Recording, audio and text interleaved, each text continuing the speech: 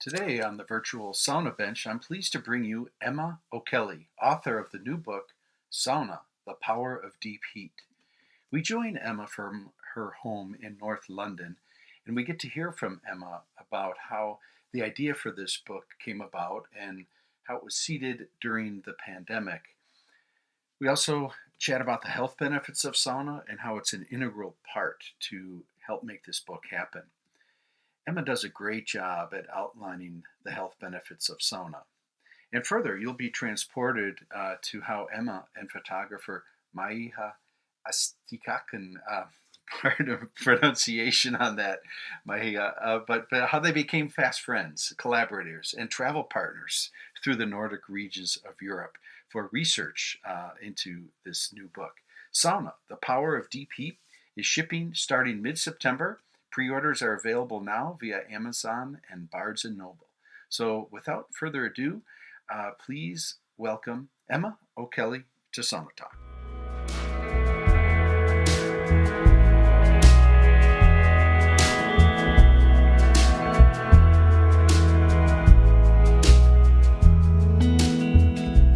This show is brought to you by the Build Your Own Sauna ebook from saunatimes.com.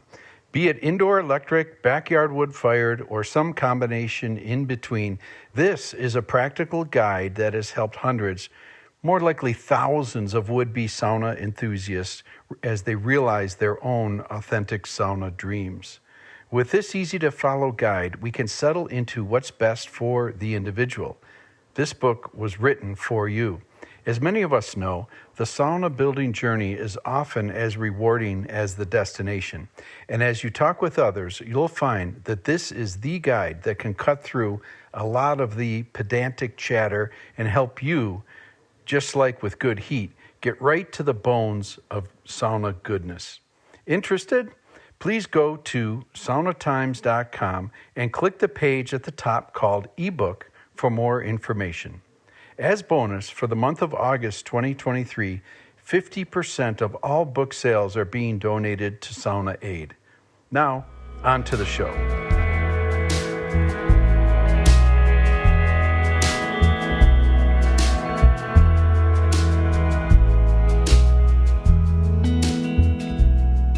So greetings, Emma, on this late summer day. Is it bank holiday weekend in England? No, not anymore. It was last week, but it's a heat wave. It's amazing. It's like 26 degrees, 27 blue skies. So everybody's so happy when it's like this here. I know. It's been a terrible. That's summer. right. And you know, I lived in Great Britain when I was a college student and stayed on and lived for a while. And as I traveled in the north into the Nordic countries and then came back to England, I was like, wow, what a perfect climate for sauna. And there was, at that point, this is 30 years ago, there was quite a disconnect. But, you know, we could dive right into things. I studied in Southwest London, and I lived in Shepherd's Bush for a while. So whereabouts are you? North London, next to Hampstead Heath. So as it goes, I'm really lucky because I have the ponds on the heath, the wild ponds that are unheated. And I have an unheated Lido, beautiful Lido, which has now got a sauna on the side of it. And which is for listeners, what is a Lido for listeners? Explain for that. Oh, okay. A Lido is a open air public swimming pool. Beautiful. And there's a sauna. There's a sauna there. Is that right? There is. I mean, it's quite a basic sauna for the likes of sauna aficionados, but it's a start because, you know, as you were saying, it's very new for us, the kind of sauna culture that you're used to or that I've experienced in the book. You know, like, for example, in my sauna at Parliament Hill Lido, you can't pour any water on the rocks. And the message says that if you do that, the sauna will catch fire. So I know. pouring Yeah. water on the fire makes it catch fire, but Yeah, never mind. well, some things do translate across the big pond, Emma, and we have similar signs at health clubs and municipal saunas here. And I think they're written by the maintenance director who just doesn't want to deal with things, right? Yes, exactly. But it's packed. It is literally, it's sold out every weekend session. There's a queue around the block to get in there now. And you have to buy a ticket for an hour. You're only allowed an hour slot because it's too busy. Wow. And people are all standing, and it's like, we say it's like the pub, it's like the pub in terms of the atmosphere, but everybody's not drunk. Yeah, which right is on. which changed. It's probably not an easy answer, but an easy question for me to ask is, what do you think is driving the queues and the interest in the sauna? Definitely at the Lido, it's the swimming and the sauna combined. So, the cold swimming thing kicked off probably about just as we were going into the pandemic, and then post-pandemic, it went, it became stratospherically popular. Right. But lots of people, the guy in charge of the Lido was I interviewed him recently, and he was saying that he finds a lot of bathers are coming to try cold swimming because they know there's a sauna. Mm-hmm. So it's now the combination, and lots of the cold swimmers, who I'm one of them, we now all go in the sauna. We would have swum anyway, but with the sauna, it's an extra bonus. But it's definitely a gateway to getting people into the Lido. Beautifully said. Agreed. Do you tell us about your practice at the Lido specifically? I mean, do you do cold swim first? Do you hit a hot round first, or how does that routine work for you? Well, it's funny because I tend to go, I know, as you would probably say, there's no right or wrong. You do whichever you prefer, but I prefer to go cold first and get it over and done with, and then go into the warmth. A little bit like my friend Tom says, you have to earn it. Like it's almost like if you go work out and then maybe have a cocktail after, you've done your work. Exactly. Beautiful. And you can do the swim, and then that you've got the security of knowing that you can go into the sauna to warm up. Means that for me, because I'm not particularly hardy or anything, and I'm not trying to do as many lengths as I possibly can in the cold water, I'm not trying to push myself, but it makes me stay in a little bit longer each time because I get a bit braver. So I think, well, I can get a bit colder because I know I can warm up more quickly. Well said. I can relate to that. I mean, we have Minnesota, where I live. The ice can get a meter, 2 meters thick in wintertime.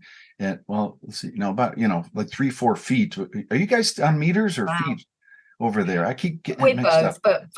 but we're meters officially, but some people still do feet. Okay, like old school guys like myself with gray hair.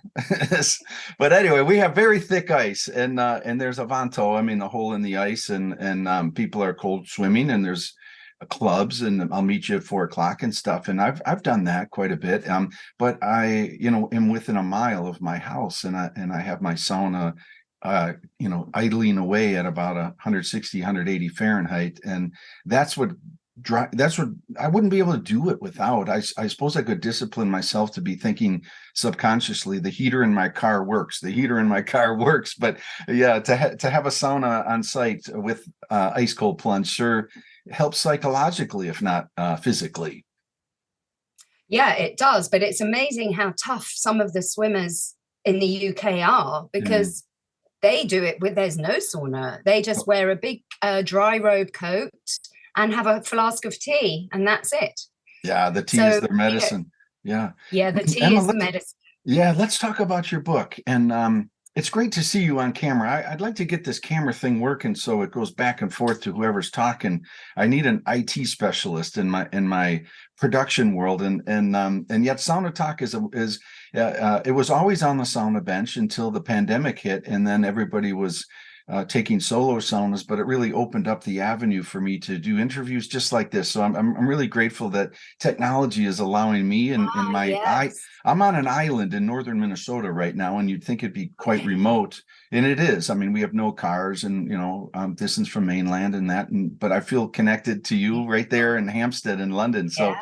thanks for being Yeah. a part of Sauna Talk, and Oh, I thank want you. to dive. I've listened to lots of your podcasts when I was doing research for the book. So it's good. It's great to be on. It's great to have Thank you, and you. thank you. Yeah. Tell us about the origins of the book. I mean, let's wind the clock back a little bit here, and the impetus for it, and how you kind of framed it up in your head and made it happen.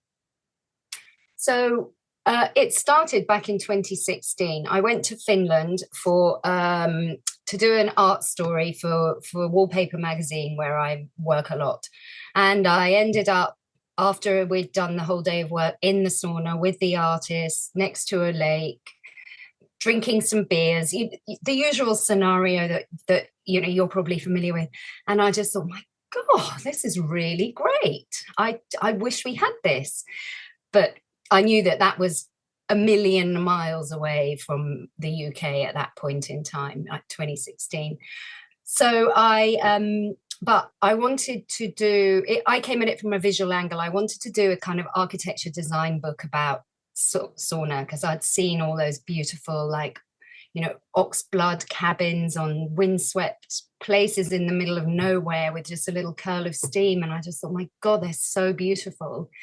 And so I connected with Maya through somebody in Helsinki, and we met, and we sort of said, should we do this book about sauna? And she was like, yeah, sure, I'll shoot some stuff speculatively. And I said, I'll write a proposal. And we did that, and we got rejection after rejection after rejection.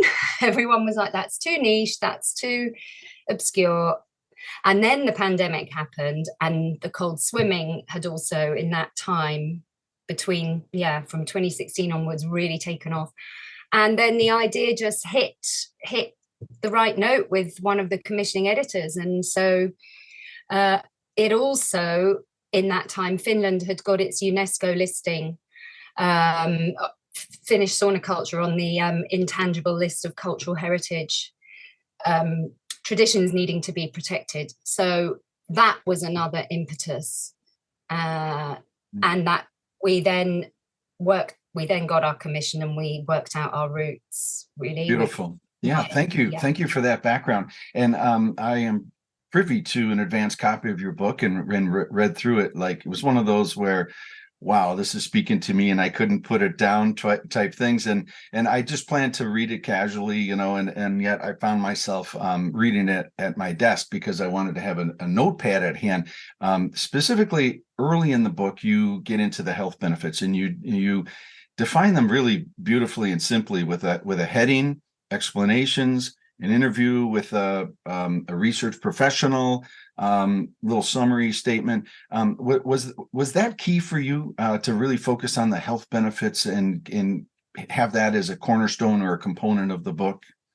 That was central, because the publisher Welbeck, they specialize in health books. So it wasn't the design, architecture, aesthetic route. It had to be written from the health perspective primarily. And so for me, that was where I had to do a whole lot of research, because that was not my area of expertise at all. But it was really interesting, going through, finding out, uncovering things about heat therapy generally, from saunas to baths to hot tubs, and then the hot with the cold, and the impact that this has, a proven impact on our cardiovascular systems, strengthening our cardiovascular systems. And it then, given the state that we are in the UK anyway, in terms of our health service, anything that can be help people take care of their own health, it seems to me to be a good idea at this point in time. Yeah, right on. And so very, very timely, and you hit some nails right on the head in terms of breaking up the health benefits into Well, there's mental health benefits, and you touch on those, the physical health benefits. You mentioned cardiovascular, and you were able to reach the sources of global sauna research. You referenced Dr. Jari Laukkanen's work is really the cornerstone, and spinning off from that, and Dr. Charles Raison is referenced in the book. So I wanted to give a call out to that. Is there, as you kind of think about these health benefits, is there one thing that, like, say you were to run into somebody on the tube or in the pub and mention about your book and stuff, and you're approaching Golders Green tube stop, and it's like, I can only get 30 seconds or 20 seconds in, which one or two of the health benefits, or how could you summarize it for somebody on the tube where you just happen to bump into them about health benefits of sauna?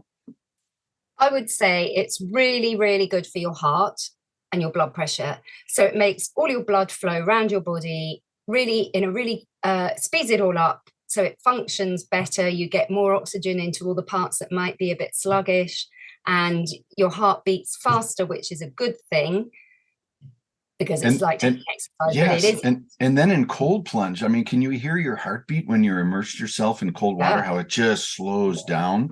Almost like, wait a minute, I'm still here. You don't have to slow down to nothing, right? So interesting, isn't it? It's beautiful. The way our body just changes so much between the two temperatures. Yeah, right on. And the trip, the voyage, were there multiple trips to Finland in terms of research and your journey, and other countries? Can you tell us about your journeys over there? So we started in Finland because Maya, the photographer, is based in Helsinki, and we did 10,000 kilometers in her van. Not necessarily all of those were together. She went to Sweden without me, and to Lapland, unfortunately, I couldn't get there. But together we went around Finland, and we went to Estonia and Norway, and she came to the UK, and we had the best. It was the best assignment, really. Mm-hmm. We didn't know each other before we started the book. We'd never worked together. So we were both kind of taking a punt. But being Finnish and having a sauna in her house, and having a tent sauna, she knows what a proper sauna is, unlike me, who had no idea. So we would both research, but then she would kind of give an assessment on what was a good lolu, or what was whether a sauna, the various aspects that when you're like you and a proper sauna person, you know what to look for to what makes a good sauna. Well, especially for a Finn, because I think it's a population of 5.5 million people, and also 5.5 million sauna experts. Yes, yeah, or maybe even more. More experts than population, but yeah, they're very quiet, humble, wonderful people. They'll look at your shoes while they're speaking with you, as the joke goes. But when it comes to sauna, boy, open up, right? Open up, exactly. And in Maya's case, like, strip off and get the job done. So Beautiful. She would just be, unashamedly, she'd get her cameras out, get the lenses on, put it in the sauna to warm up, so it would start steaming. She'd worked out how long she could leave her camera in at various temperatures, and then she just ripped off all her clothes, and she's straight in there. Yeah. And there's me from the UK. Yes, timid. I couldn't take the nudity. No. I kept losing my pen, my notebook, my phone, everything, because of Sauna Brain. Yeah, Sauna Brain. Did we talk about that in email, or is it in the book? I think it's in the book, isn't it? I mention it in the book. I mean, it's something somebody at the Hackney Community Bards coined as that feeling but I don't know if it's a real thing, but that's what. It is a real thing, and I love that. I almost would love to collaborate on an article on Sauna Times about Sauna Brain. That is something very deep. Hey, Emma, that could be its own book in a way as this thing evolves, because I love Sauna Brain. I think Sauna Brain extends when you sauna regularly and stuff. I think Sauna Brain becomes part of who you are. I have Sauna Brain 24/7, and lucky you.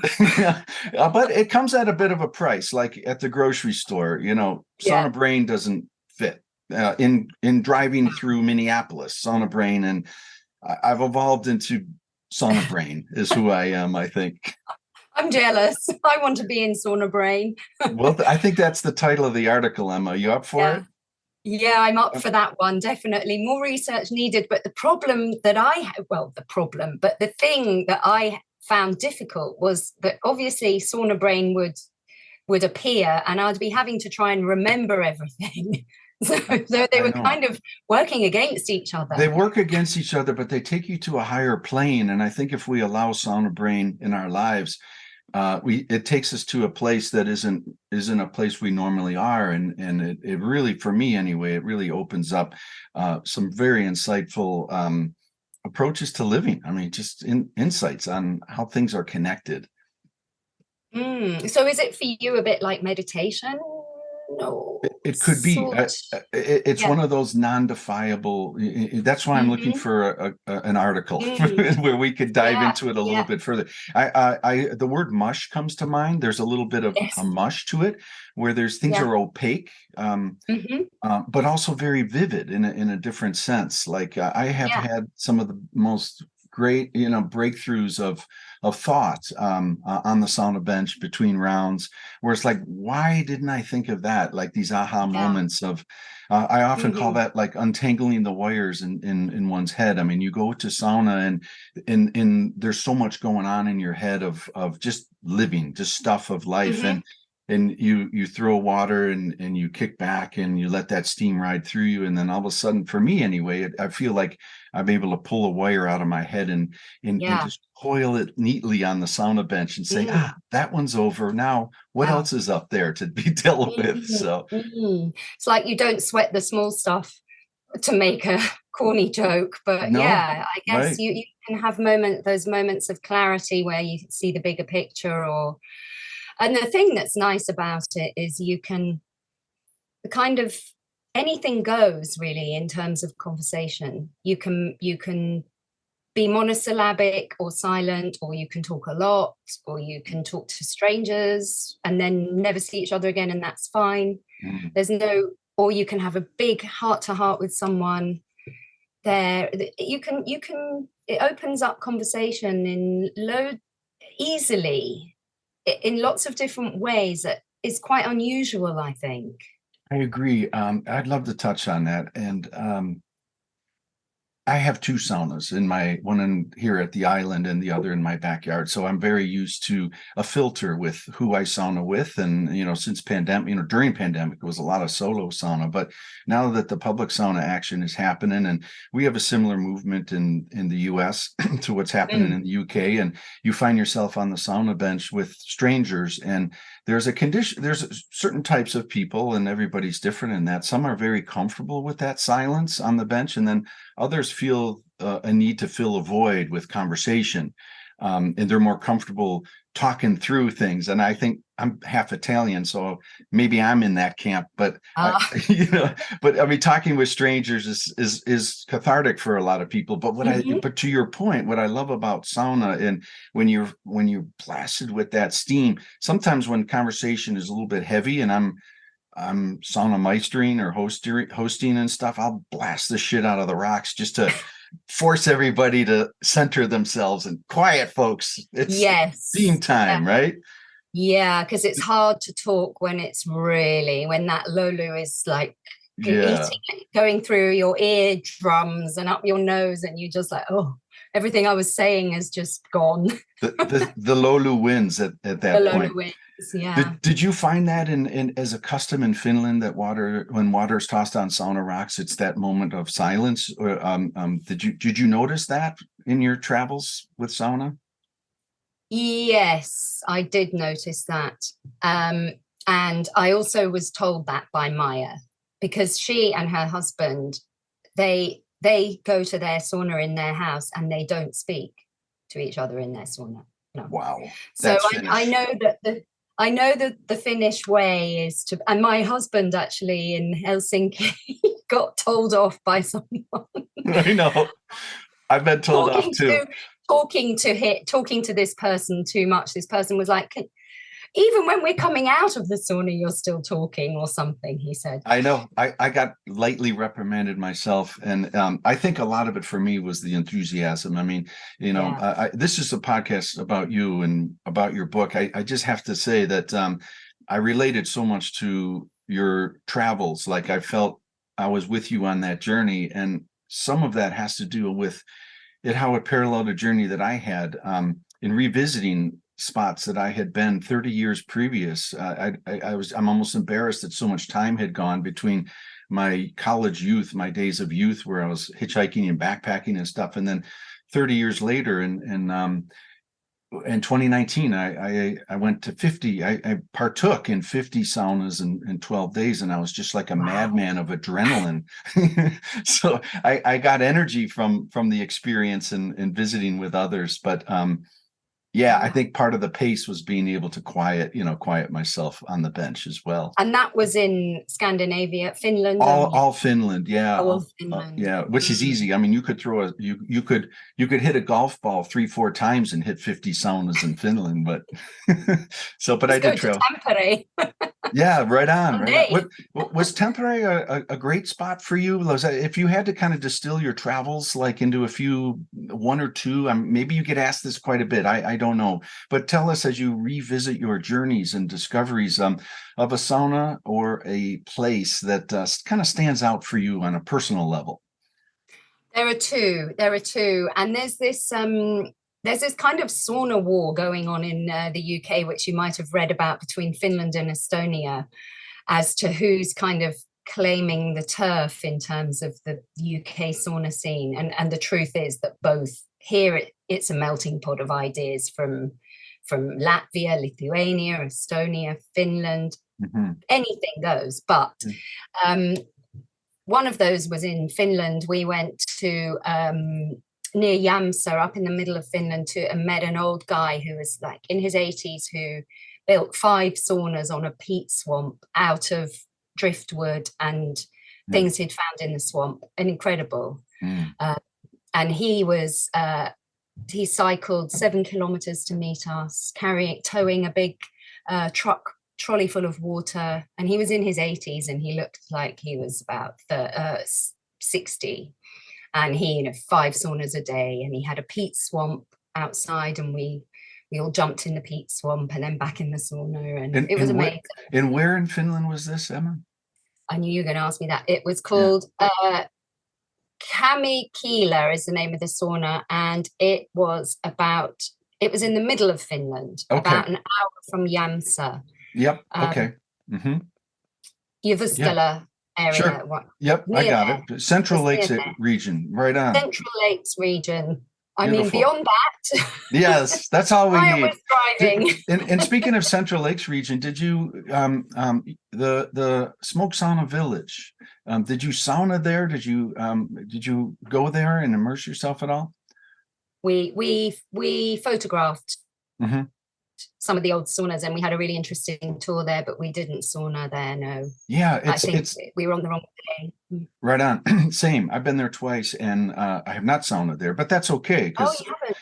Okay. Yeah, but it much the same story as you. It was almost better because I caught it. I was there when workers were there, and to me, I love that. It's like I love the back end of things. Like behind, I want to know.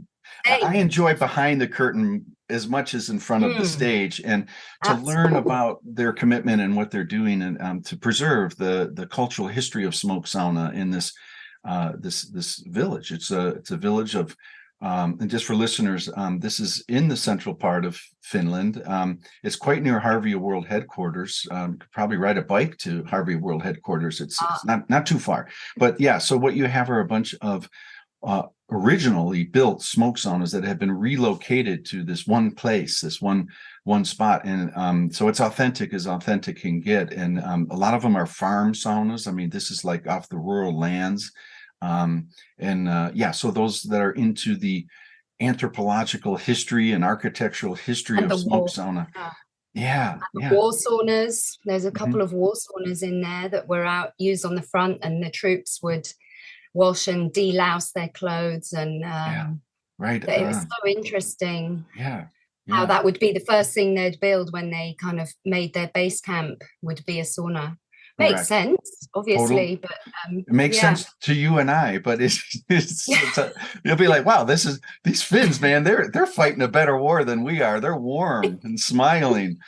Exactly. Yeah. Back to the book. It's coming out when, and tell us a link to where people can access and purchase the book. A lot of listeners to Sauna Talk are in North America. If you could give us a little frame that up for us, please, Emma. Okay, so in North America, well, it's at Barnes & Noble and Amazon, and it's coming out on the 14th of September.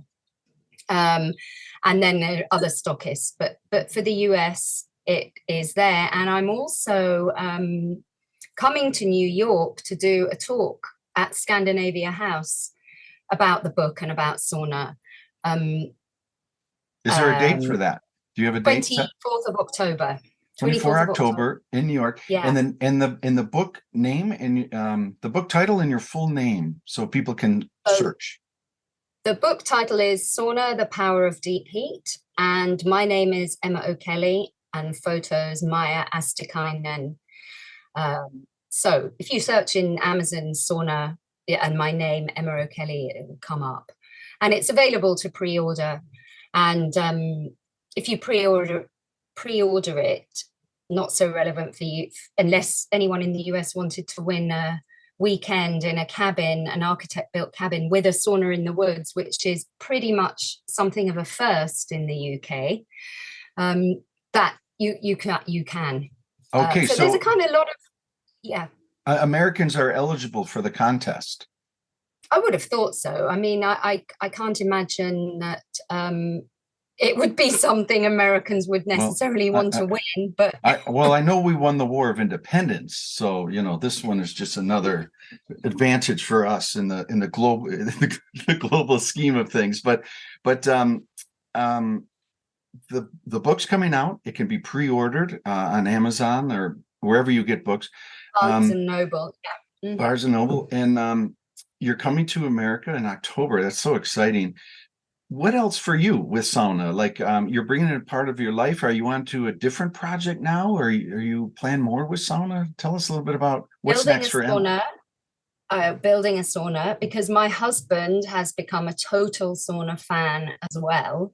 So now, what I haven't kind of said to you is that I started out not knowing anything and not really knowing what to do. And now, of course, I'm totally addicted to sauna. I totally love it.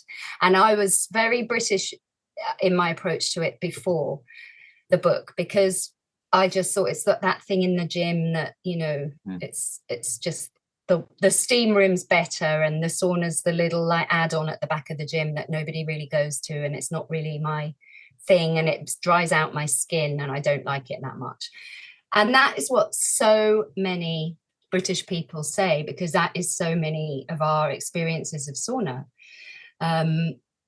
But now with this boom in all the wild spas and the beach saunas and the pop-up horse box trailers, which I think is a big trend in this.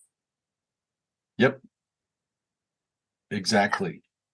Yep, it's happening everywhere. And so you're do you want to tell us about your backyard build? Is it going to be wood fired? I'm sensing it's electric, being that you're in Hampstead, but you let me know.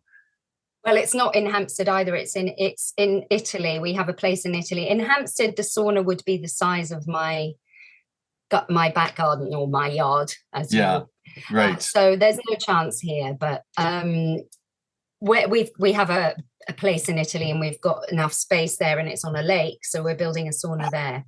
Oh my gosh! So we can swim in the winter, which nobody around us, all being Italian, would ever do. They just think we're totally crazy, and I think they'll think that the idea of a sauna is also quite mad. Well, that's absolutely the fact. A friend of mine wants to make a T-shirt, and it would say something like, "They used to make fun of us, but now they all want a seat on the bench."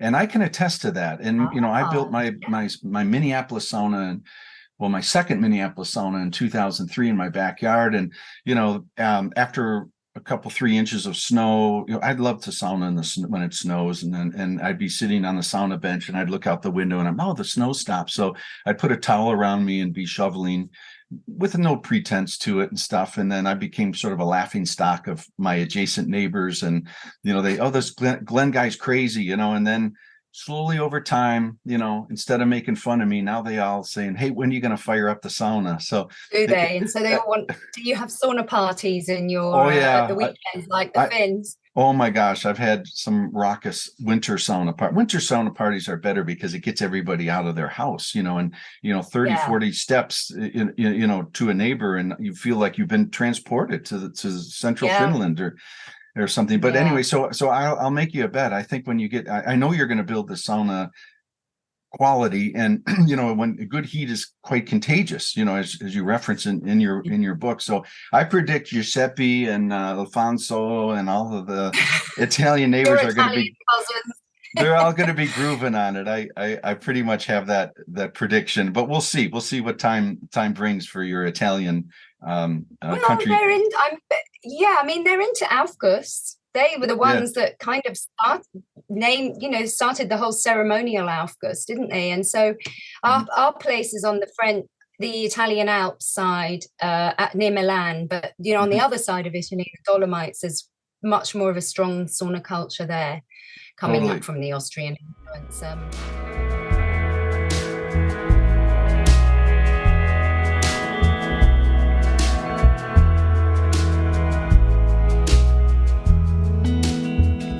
This is so fun, and there was more things I wanted to get at, and I appreciate your time. So can I dive right back in? Yeah. Let's Excellent. Go. The book and what's next? We talked about coming to New York. What's next on your horizon, work-wise, project-wise? Well, since doing the book, I have been made an ambassador of the British Sauna Society, which is the first time I've ever been made an ambassador, and probably the last. You probably know them, Wendy and Mika, don't you? Very well. But the pace that it's all kind of growing in the UK is really, really fast, and I think everybody's kind of trying.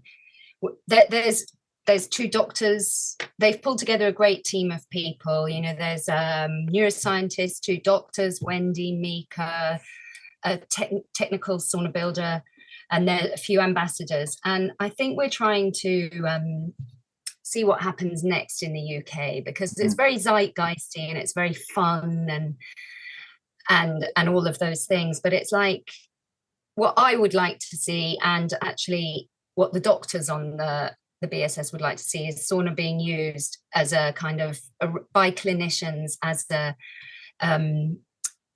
sort of treatment for people, and a complementary therapy alongside conventional medicines, because we've got a big health crisis in this country, and and loneliness as everywhere is a huge problem, and the sauna helps combat both of those things. It's good for you, and it's good for you physically and mentally, and it gets you out of the house, and it gets you talking to people, and so it's a kind of way to embed it in a more solid way into the fabric of our society, which is really difficult here.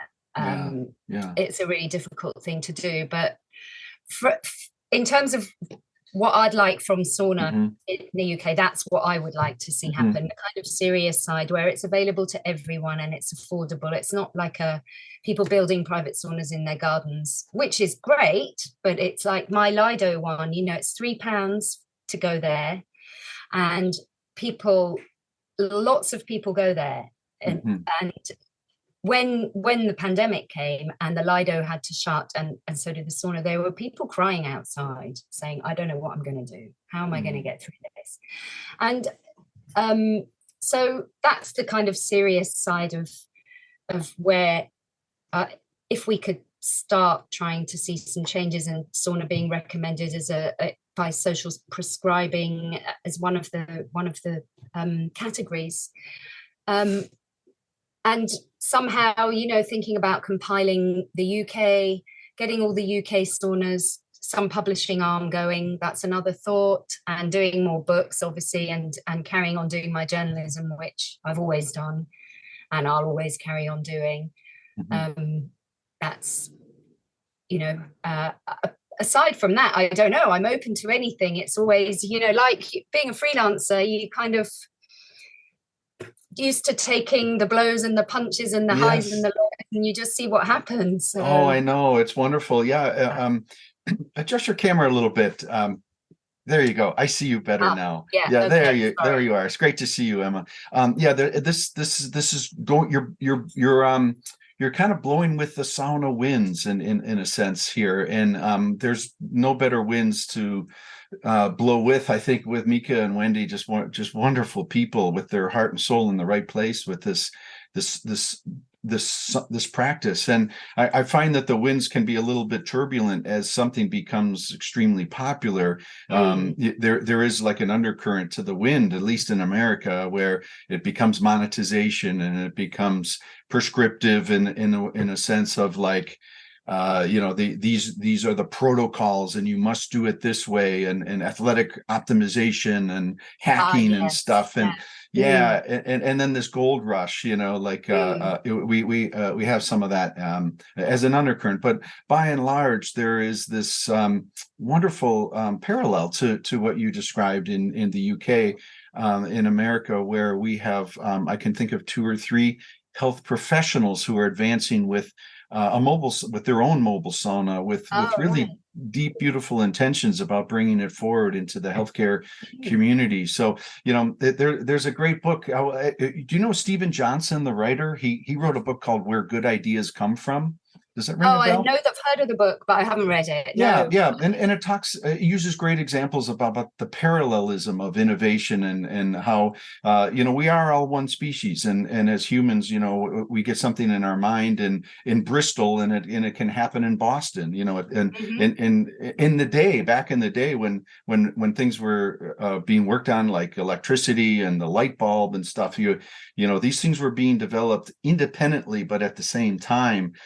And it just became who gets the credit and who monetizes things. So hopefully sauna is in this collaborative human spirit of togetherness and oneness and goodness. And I feel it. And I think it's great how we are finding like-minded people that really want to bring this practice, to help others, especially those less fortunate or, as you referenced, suffering. Yeah, I mean, it's such a great thing. It's like once you've discovered it, it's like I think I said in the book, most people who are into sauna have had a sauna epiphany somewhere. Somewhere, somehow, something has happened. And it's always a conversation that I found people would say, well, I first got into sauna in blah, blah, blah. They'd say, that was always a starting point for like you've entered a new world. And you're so glad you found a way into it. And so you just sort of want more people to know about that and to get into it and to enjoy it. Because why not, And I wanted to ask, is the Wim Hof thing big in Wim Hof, the swimming thing, big in the States? Yeah, he had his big wave in 2016 or so, and he's kind of chilled out a little bit, but he had a big wave in about that time, and rolled around through all the different podcasts and influencers and Wall Street Journal, New York Times, and the pioneer of cold water bathing, and nothing is. It's just like energy. It's neither created nor destroyed. It's just like cold plunge. I mean, he didn't create it, but he sure a package. I wouldn't say package. He was like the guru of this space, and so many have advanced his breath work and cold water practice, and are standing on his shoulders. Just a huge influence here in America. And the same, I mean, people are saying what we need is a sauna world Wim Hof, people have said.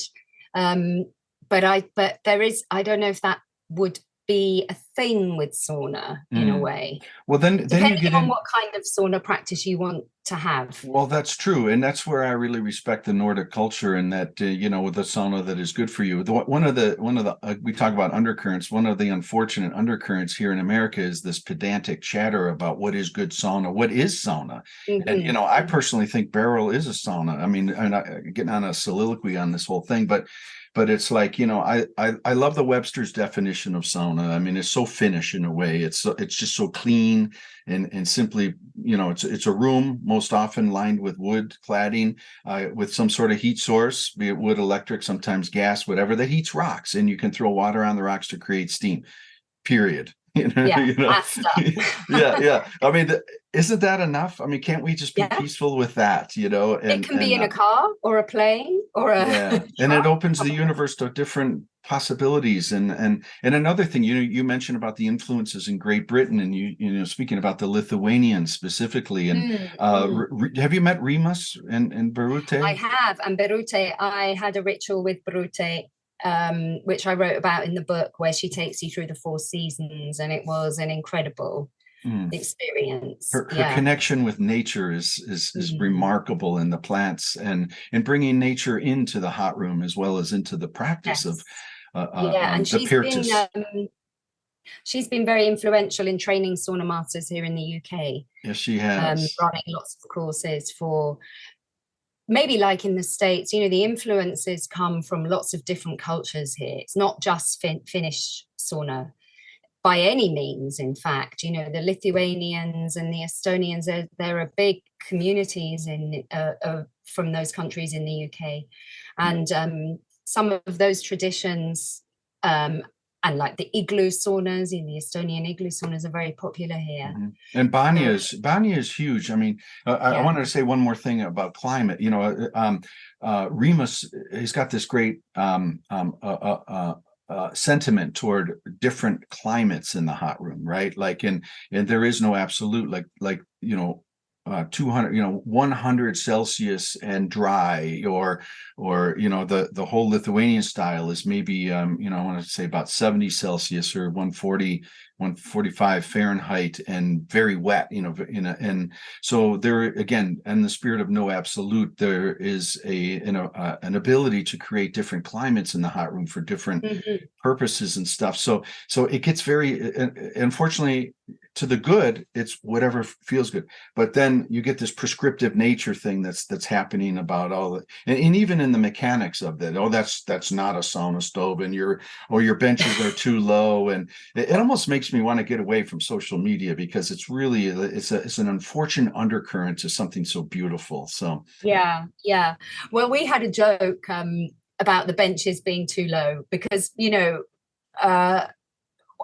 that would not even be a criticism of a sauna that would cross my mind. Like, But of course, Maya knows what that means. If the bench is too low, it means that your feet don't warm up enough. Isn't that right? Right, but then if you put now you're getting me going, Emma. I'm not going to take the bait on that one, but I will just say it could be an American innovation where instead of your feet sitting on the foot bench, that you, in your own private sauna, mind you could bring your feet up onto the upper bench and have a backrest and be one with the space. I think that may be illegal, and as the law of Lolu. I'm just joking. Oh, I see. But do the etiquette, how does it go in the States with the sauna etiquette? Is that a bit of a hodgepodge like it is here? Well, it's actually working out really cool. I don't want to generalize because it's all over the place, but what's happening in America I call it sauna in the public domain, where you have budding entrepreneurs opening a mobile sauna business and bringing it to their village and community and town, and you go online, you reserve your hour and a half, and this is happening like craft brewing hit in America, or yoga, I think, is even a better example, where it's just kind of popping up like crazy. And but I think that the early adopters into this, both the saunapreneur as well as the people signing up for sauna, are like, this is what we're getting here, is like, it's like really cool people, very respectful, kind, collaborative. You talk about the community aspect and how there's this sort of mental crisis, where people are seeking community. So there's this great vibe. In my experience, like you look at, you go to Bozeman, Montana, Madison, Wisconsin, North Carolina, like any town, any cool city in North America or town that's got like a craft brewing movement is finding itself with a sauna movement, so they go, yeah. But let's get back to you. I'm sorry, we're getting all on my train. I want to ask you some rapid fire questions before, just 4 or 5 quick questions, and thank you for being a guest on Sauna Talk. Before I wrap up, is there anything we want to touch on? Anything? We talked a little bit about your travels in your book. I'd love to get deeper into that, but just for the sake of time and respectful for others to read the book, I want to encourage that. There's just beautiful stories in there about your travels, and anybody thinking about traveling into the Nordic countries and stuff, I recommend this as a great, immersion into that experience. So thank you for this wonderful book, Emma. And what can I ask you, or what can we touch upon before a few questions? Go for the questions. All right, we're going to go for the question. If something comes up, just interrupt me. You traveled and saw many saunas, and if you could have a mobile sauna and have it helicoptered into anywhere in the world, like where would you like to sauna, maybe as a place? What's the first spot that comes to mind? So I thought about this, and I know the answer would be an alpine lake somewhere in the Alps, quite near my house, way up high in because the alpine water, the clear crystal, cold, beautiful water that you can't find anywhere else. And given that I can helicopter this sauna in anywhere, I put it on the most incredible rock.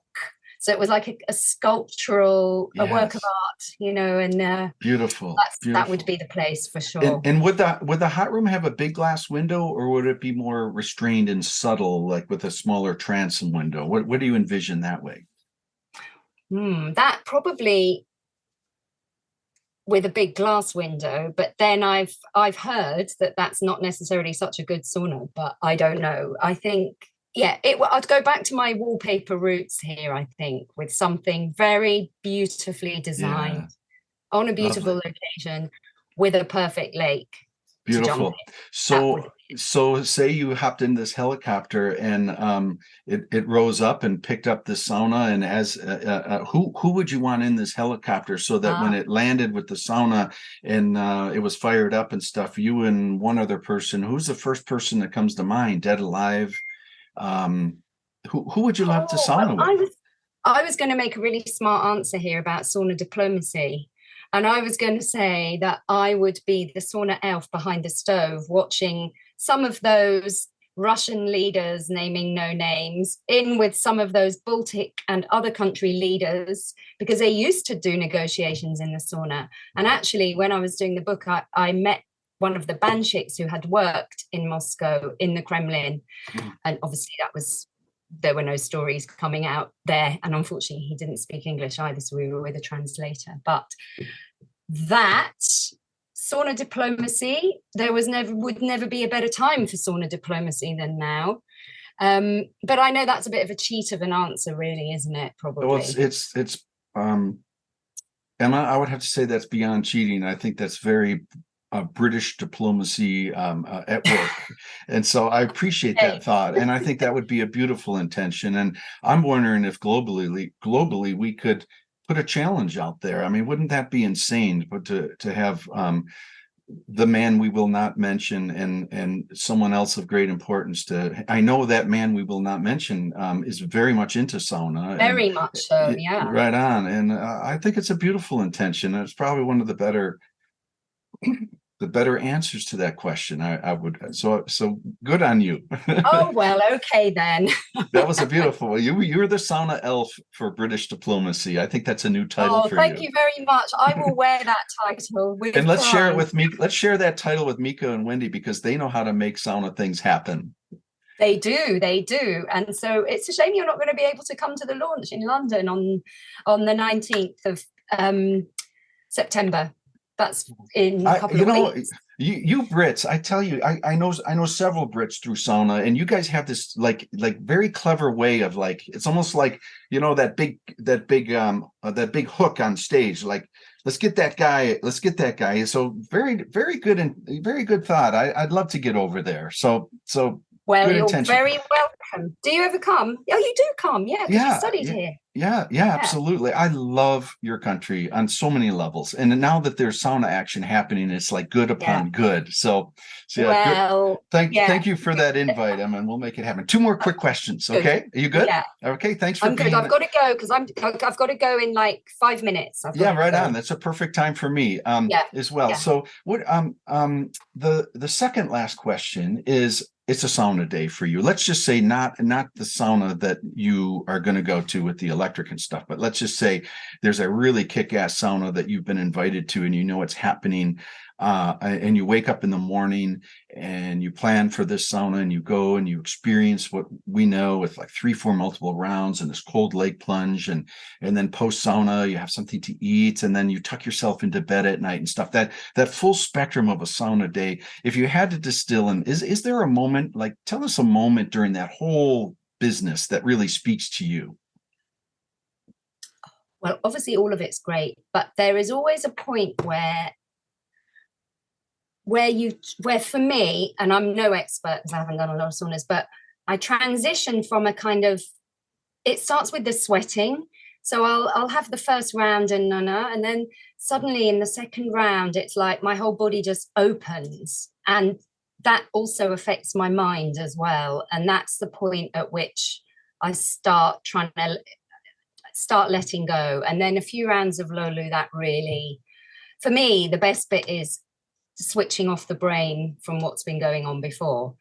And once you've done that, and even doing that is great, but all the rest that you're talking about, the plunges, the rest, the curling up in bed, all of that's great. But the actual moment of transition is always, it's quite, it's a relief. It's exciting. And I think that's the thing that's quite special about a sauna, I think. Thank you. But I need to do more. No, beautiful. Well said. You've traveled a lot. You've really immersed yourself into real sauna, like this intense sauna, cultural sauna. If you were back to this hypothetical of in the pub or on the tube, what do you think is most misunderstood about sauna that you would like others to know based on all this research and work that you've done for this book? Oh gosh, so many things. Like I said, it's seen as this like claustrophobic, dark, crappy spot in the back of a gym for most people. You know, the number of people who say, "Oh, I don't like it. It makes me feel claustrophobic." So many. And I think, like in Japan, I believe it was when they were able to pour water on the rocks that it transitioned it into a different experience. And if we could do that, then I think it would be so much, people would be able to access it much more easily. But that's, it's always really hard to say when people ask me that, because it's a long thing to describe. Mm-hmm. Like a proper sauna, because we're so far away from what that is. It's like sort of trying to teach someone Turkish, you know, in like 3 minutes or something. Beautiful. I totally get it. But again, a very British, full of British diplomacy, that answer. Very, very well said. I would say maybe it would be like if a culture was thinking that pizza was what you get pushing your cart down the frozen aisle at Tesco, and then experiencing wood-fired pizza with fresh ingredients for the first time. It does sort of change the impression of what the product is, wouldn't you say? Yes, for sure. And that's a very good analogy, the frozen pizza in the aisle of Tesco. That's our third collaborative article we'll work on together, Emma. Brilliant. We've got loads of work to be doing then going forward. And I have to get to England to help make it happen. That's totally on me. Do. And I'm coming to the States, and I'm going to come and do a massive road trip to all the cool places. Right on. There must be a bit of a sauna thing in New York, is there? Like a hipster scene? There's a couple that I know of. And one, you talk about Estonian versus Finland. There's an Estonian sauna that is built out of a retired emergency vehicle. It's the Red Hot Sauna or something like that. I'll try to put you in touch with them. Couple people I know. Cool. Right on. Cool. Yeah. Brilliant. Well, thank you so much. Emma O'Kelly. And I can't thank you enough to be on Sauna Talk in advance of your book coming out. We'll put links in the show notes to where to get the book, and thank you very much. Her public speaking and visits coming up. So thanks very much. Wishing you good sauna, Emma. Thanks again. And you. Thank you. Bye. Cheers. Bye-bye.